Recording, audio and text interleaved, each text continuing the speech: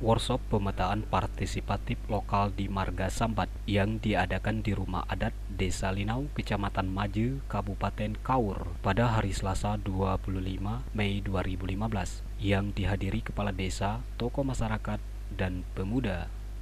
Aliansi Masyarakat Adat Nusantara Bengkulu, Aman dan Marga Desa Linau sebelumnya telah melakukan pemetaan partisipatif. Jadi nanti ada batas sungai ini, lembah ini, atau susukan singa kalau di sini kan. Nah, peta kita seperti itu. Dan di peta kita nanti itu ada tata ruang, hutan, dan segala macam, ada hutan, sawah, pemukiman. Nah, dan di peta itu, ini kegunaan peta ini nanti itu salah satunya alat dari Undang-Undang Desa. Di Undang-Undang Desa itu salah satu syaratnya adalah peta wilayah. Sosialisasi pemetaan dan pemaparan tentang Undang-Undang Desa Nomor 6 Tahun 2014 bahwa desa memiliki hak asal-usul dan hak tradisional dalam mengatur dan mengurus kepentingan masyarakat.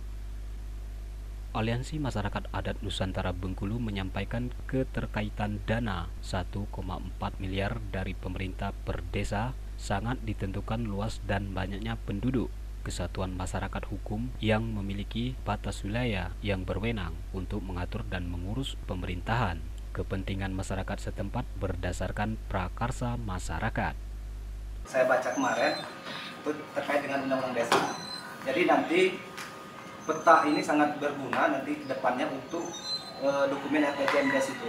Tanpa peta kita tidak bisa melakukan penyusunan dokumen RPJMD, sangat penting. Termasuk rencana tata ruang wilayah itu sangat penting untuk mendukung, untuk mendapatkan dana yang sesuai dengan Undang-Undang 1,4 M, tetapi itu sesuai dengan proporsi ya, sesuai dengan luas wilayah, jumlah penduduknya disesuaikan dengan kondisi potensinya masing-masing. Salah satu untuk mendapatkan itu kita harus melakukan itu. Nah, kita Linau itu lebih duluan, yang Undang-Undang Desa belum bergerak, kita udah duluan selangkah dibanding dengan yang lain. Untuk mungkin di Kaur boleh dikatakan mungkin hanya Linau yang sudah sedikit bergerak terkait dengan sosialisasi Undang-Undang Desa.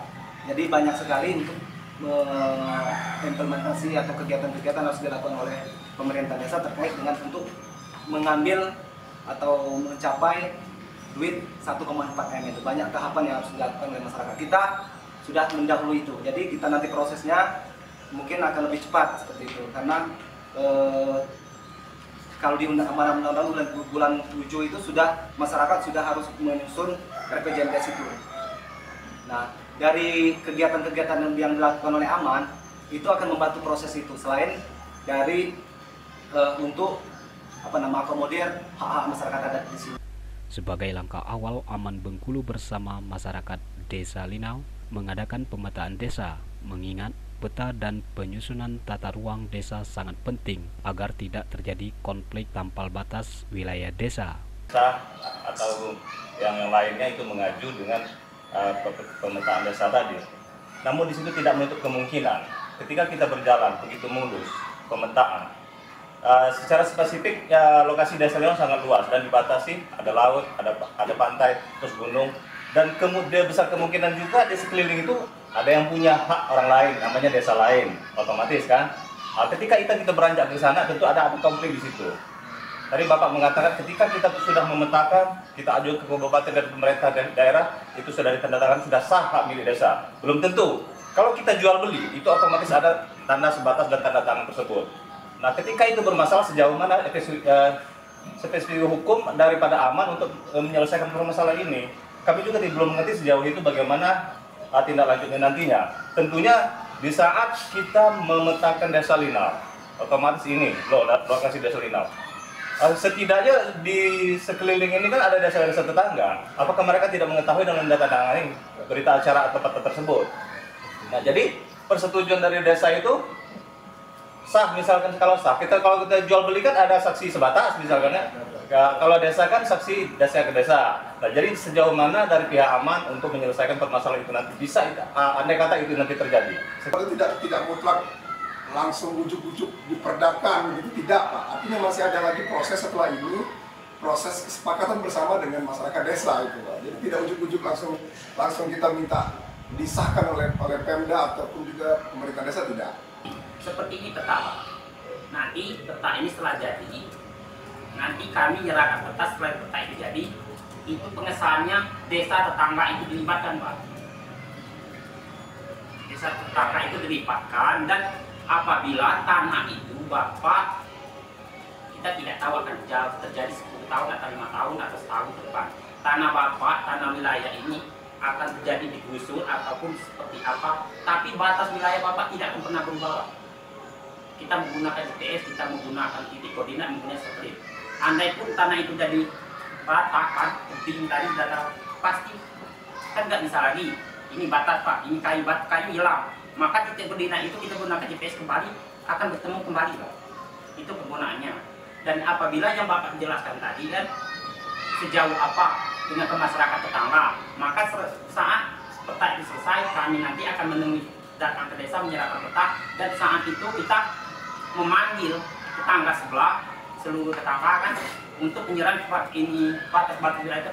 Apakah tetangga sebelah sudah setuju atau gimana? Kalau belum setuju, kami akan merevisi kembali peta itu dengan persetujuan tetangga-tetangga yang berlibatan dengan desa-desa sebelah. Masalah Bapak tadi ngomong kan, masalah Bapak ada desa lain kan di wilayah Bapak beli tanah atau punya kebun, itu ada kekuatan hukumnya, Pak. Mungkin bisa kekuatan hukum, Bapak bisa mengambil hak pajaknya di desa Bapak, karena kan itu wilayah Bapak. Dalam KDP, walaupun memang secara fisik itu tidak dituangkan dalam sebuah surat, ini memang itu kan waktu ada penelitian peta saja, waktu itu kan batas wilayah saja. Nah, yang itulah yang kemudian yang jadi masalah dari kami Desa Linau. Sejauh mana maksudnya kami menyelesaikan masalah itu. Sementara mereka, saya ceritakan kemarin, memang ada acuan, ada bukti fisik yang memang mereka kuat, saya pikir seperti itu. Walaupun secara hukum kemudian kami tidak mengerti bagaimana nanti penyelesaian ke depan itu. Jadi itu, jadi kalau bahasa kami dulu mana kan menyelesaikan itu kelak. Sementara mereka pada bukti fisik dan itu ditandatangani oleh kepala desa dengan perangkat desa. Mereka kan gitu, waktu penyelesaian itu kan, wah ini ada buktinya dah. Siapa yang ada tangannya? Kepala desa kamu dengan ini. Artinya kita kan sudah sah. Kita kan sama-sama dulu aja kita sama-sama plan nanti lalu menerima. Nah, sementara memang kalau mengacu kepada wilayah kami dulu itu memang yang itu tuh memang salah. Itu bang. Jadi maksudnya kami kalau memang nanti konflik, tapi secara hukum kami ingin maksudnya dekati, harus ada diiringi. Artinya kami ingin bermitra dengan aman untuk menyelesaikan persoalan-persoalan yang 1960 itu dibolehkan untuk membuat perda hak wilayah. Hak wilayah ini mengakui bahwasanya oh ini memang punya marga sambat. Baru pengakuan. Tapi perlindungan ada namanya perda itu pengakuan dan perlindungan. Mengakui itu ya saya akui. Kalau perlindungan kita mempunyai hak untuk mengelola sendiri wilayah kita. Itu dibolehkan di sini. Berikan kepada negara bahwasanya memang mereka lah lebih dahulu di situ sebelum Taman Nasional dikukuhkan oleh pemerintah, mereka bisa menang menggunakan pendekatan ini. Tapi dengan panjang perjuangannya, tidak kita semudah memberikan telapak tangan pastinya, dan di tengah gaya berpikir kita yang memang sudah ada selama ini tentang desa. Karena Bupati pasti ngomong, Bupati akan menghormati putusan MK ini. Oke, memang Bupati juga punya kewenangan, tapi tetap tuh masyarakat adat yang punya hak lebih tinggi ketimbang Bupati. Nah, masyarakat adat lah bisa tentukan itu diterima atau tidak. Kalau diterima ya silakan, tidak ya boleh buat. Memang aturannya seperti itu.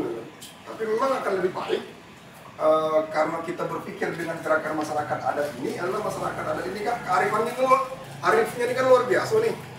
Ada ngomong misalnya hutan-hutan larangan. Kita ngomong apa sih dilarang masuk hutan itu, tahayul musyrik dan segala macam kita ngomong.